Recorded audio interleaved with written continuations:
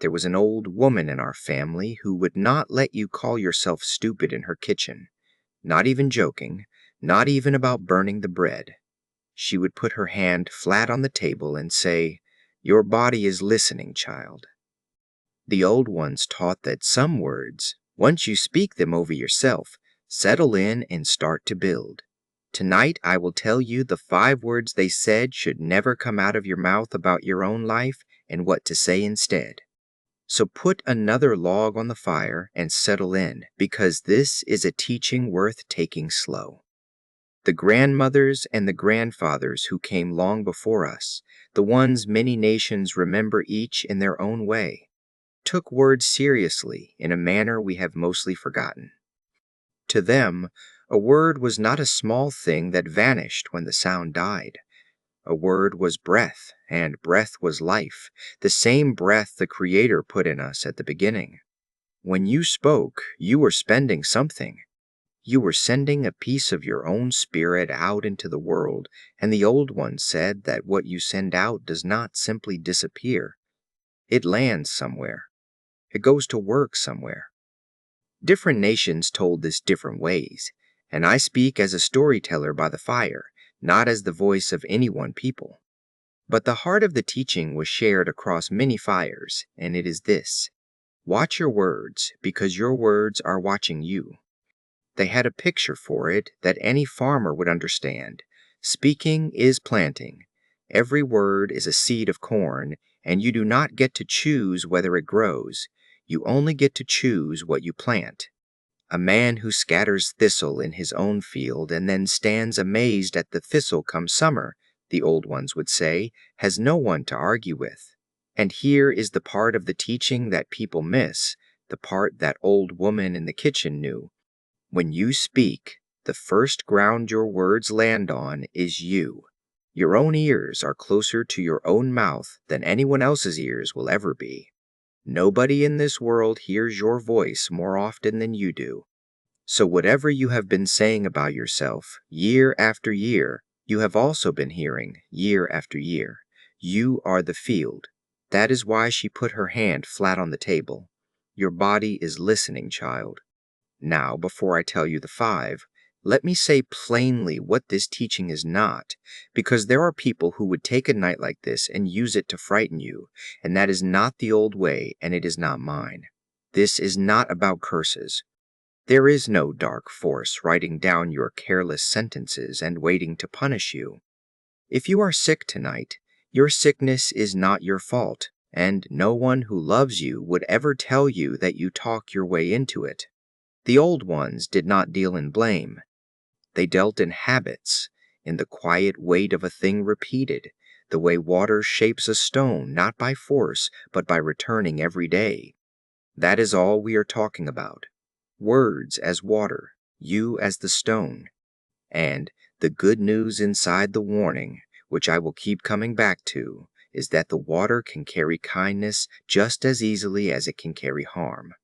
So do not sit there tonight counting your old sentences with a heavy heart. Just listen and take what is useful and leave the rest by the fire. The first words the old ones said never to speak over your life are the little words, "I am," followed by anything smaller than your true self. I am stupid. I am broken. I am too old for that now. I am always sick. Do you hear what those sentences do? They take a moment, one bad morning, one forgotten name, one hard winter, and they nail it to your name. There is a world of difference between saying, "I made a foolish mistake," and saying, "I am a fool." The first one is a report about a day. The second one is a claim about a life. The old ones said the words, "I am," were among the most powerful a person could speak, because whatever you hang on them, you are agreeing to carry. You are telling your own spirit, "This is what we are now. Go and be that." I knew a man once who called himself unlucky for 40 years. That was his word, and he wore it like an old coat. If it rained on his haying, that was his luck. If the truck would not start, that was his luck. He said it so often that the children of the family said it for him. "Here comes the unlucky one," they would laugh, and he would laugh too, and that is how the coat got passed around.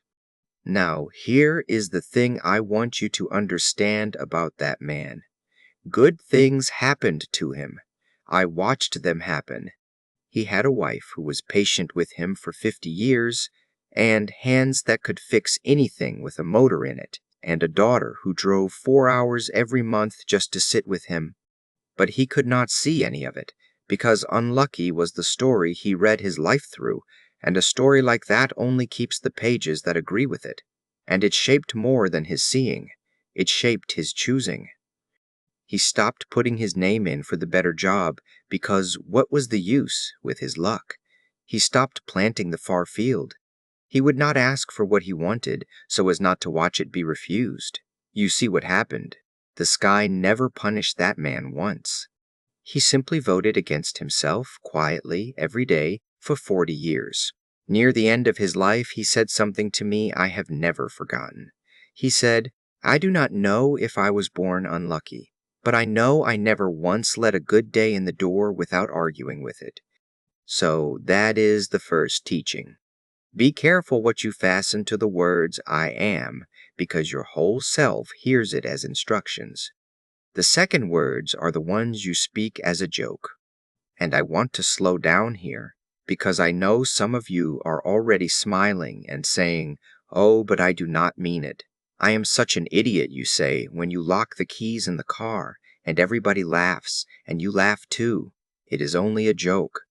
Half of you listening tonight have said something like that this very week. I know, because so many of you have told me so. It is just how I talk about myself, you say. I do not mean a word of it.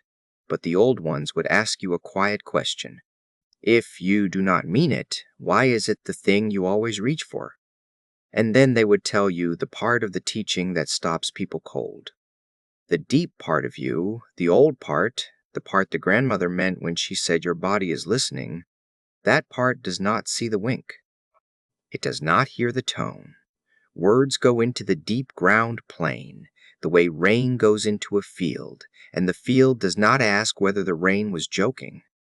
Think of a small child sitting in the corner of the room while the grown folks talk. The child does not catch the irony. The child just hears what Grandpa is called in this house and learns it.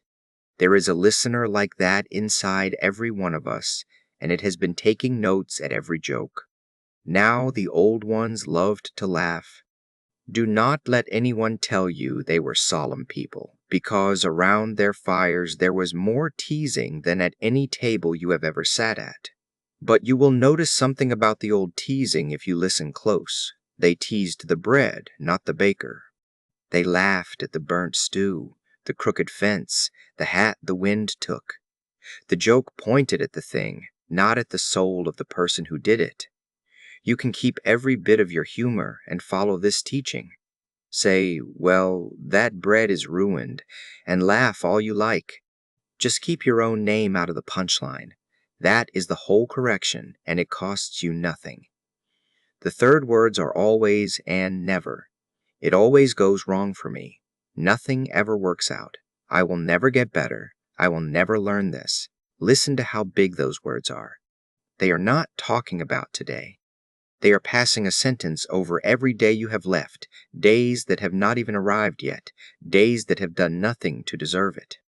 The old ones said that when you speak that way, you are not describing your road. You are appointing a prophecy over it.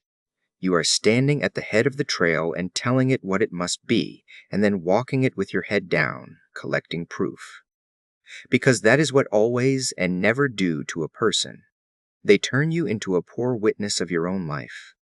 Once you have said nothing ever works out, your eyes go to work for the sentence. They gather every stumble and file it carefully, and they let every kindness fall on the ground, because the kindness does not fit the case you are building. That man in the old coat did it for 40 years. His daughter drove 4 hours a month, and it never once made it into his ledger. Meanwhile, the flat tire went in every time. Hear me now, because I say this gently. Even a hard life, even a truly hard life, is not made of always. There is no life so heavy that every single morning of it broke cruel. And when you say never about your days to come, you are speaking about country you have not seen yet, and the old ones would say, "Who told you what is over that ridge? You have not been there. Neither has your sorrow. So what do you say instead? You say what is true, and you let it end where it ends. This went wrong today. That is honest, and it has a fence around it. Today the pain was bad. This winter is hard." Those words tell the truth without deputizing it over the rest of your road. The old ones were never asking you to pretend. They were only asking you not to hand today's trouble the keys to all your tomorrows. The fourth words are your fears, spoken out loud over and over into the room. Now I must be careful here because there are two ways of speaking of fear, and one of them is medicine. If you sit down with someone you trust and say, "I am afraid about this lump the doctor found. I am afraid of being alone," that is honest speech, and the old ones honored it. Naming a fear once in the open to a person who loves you takes some of its weight. Fear kept secret in the dark grows strange shapes. That kind of speaking is not what this teaching is about, and do not let anyone shame you out of it. What the old ones warned against is the other kind, the rehearsing, saying the worst thing daily, like a recitation. This will probably end badly. I just know something will go wrong. I will end up alone, watch and see. Knees like mine, I will be in a chair within the year. When you speak the worst out loud again and again, you are not being realistic, though it feels that way. You are practicing. You are walking your own feet down that trail in the dark every evening until your feet know the way to it better than the way to anywhere else. What we rehearse, we get ready for. And what we are ready for, we start, without meaning to arrange. The old ones did not meet hard things with pretending. They looked at winter dead on. But listen to how they spoke of it, because the difference is everything. They would say, "The winter will be long, and we will get through it." Both halves, always both halves. They named the hard thing plainly once, and then they refused to let it be the end of the sentence. Fear could speak at their fire, but fear did not get the last word. That seat was kept for something else. You can do the same tonight with whatever you are carrying. Name it once, honestly. Then finish the sentence yourself with the next true step, and we will see what the doctor says Tuesday. And I will call my sister in the morning. The last word belongs to you. The fifth words are the fixed names: worthless, useless, stupid, too old. These are the heaviest of all, because they are not reports, and they are not even prophecies. They are names. When you say, "I forgot the appointment," you have described weather, and weather passes. When you say, "I am useless now," you have carved something, and you have hung it around your own neck, and you have started answering to it. The old ones took names more seriously than almost anything. A name was a thing you grew into. That is exactly why you must never take a bad one for yourself. And I want to speak directly to one of these names, because I know who is by this fire tonight. Too old. How easily we say it, and how much like a door closing it sounds. Too old to learn that. Too old to matter to anyone. Too old to start. The old ones would not know what to make of those sentences, because in their world, gray hair was a rank, not a defect. The elders were the keepers of the stories, the settlers of disputes, the ones the young were sent to sit beside. Nobody was too old. There were only people who had more to give than anyone else, and less time to be foolish about it. You are not too old to say a kind word, and a kind word can change a day. You are not too old to plant something, forgive someone, learn something, or pick up the phone tonight. So long as you have breath and words riding on that breath, you have not finished your work. Whatever you have called yourself in the dark, hear this by the fire. That is not your name. It never was. It was only a word you picked up somewhere along the road, maybe a word somebody else handed you a long time ago, and you have carried it out of habit, the way you carry a stone in your pocket so long you forget it is there. You can set it down. That is the whole of the fifth teaching.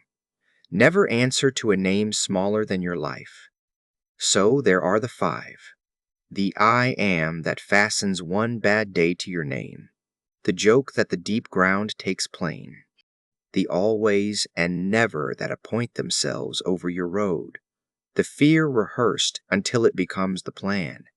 And the fixed name you were never meant to carry. Now let me tell you what the old ones said to speak instead, because they never took a thing away without putting something better in the empty hand. There was a grandmother, and I think of her every morning of my life. Every day at sunrise she stood in her doorway, facing the light, with her hand flat on her heart, the same way that other old woman put her hand flat on the table, and she spoke over her own day, quietly, the same few words, "I am still here. Thank you for this day. Good things find me too." That was all. It took her less time than boiling water.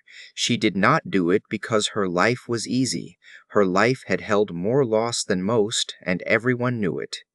She did it the way a farmer plants, not because the field is already full, but because it is spring again, and she intended to have something growing.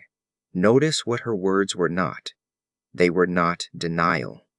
She never once said, "Nothing hurts," when it did, or "Everyone I love is still with me," when they were not. The old ones did not ask you to lie to the morning. Her words were direction. "I am still here" is simply true, and it points forward.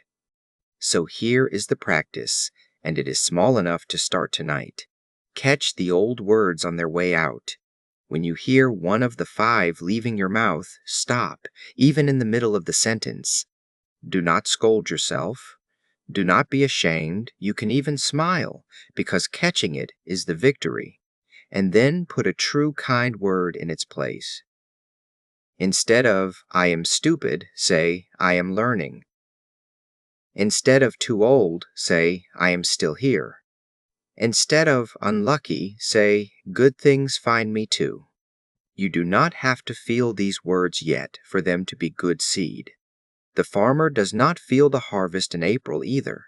Plant anyway. And if you are sitting there thinking, "But I have spoken the old way over myself for 40 years, then let me put my hand flat on the table for you, gently.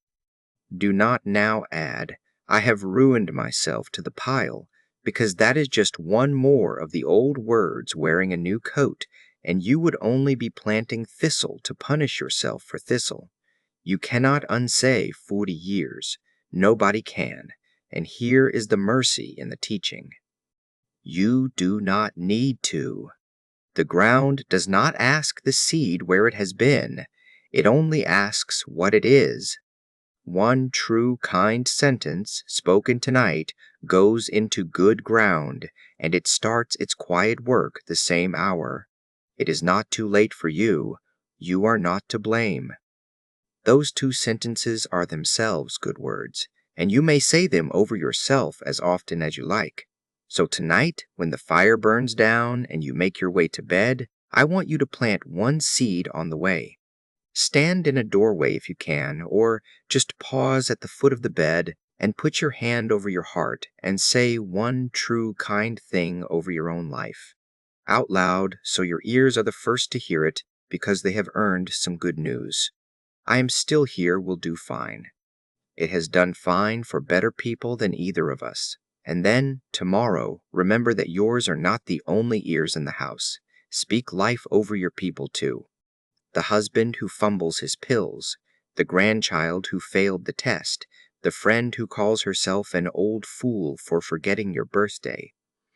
Put your hand flat on the table for them the way that old woman did for us, kindly, and give them a better word to carry because their bodies are listening too. That is how a teaching stays alive, not written down, but spoken over one another, fire to fire, kitchen to kitchen. The old woman is long gone now, and her table with her. But you notice I have never once in all my years called myself stupid in a kitchen. Some seeds grow a whole life long. Go plant a good one tonight. You are not too old, it is not too late, and you were never any of those names. Rest easy now. Speak softly to yourself, the way you would to a child falling asleep, because part of you is exactly that. Sleep now. I will keep the fire.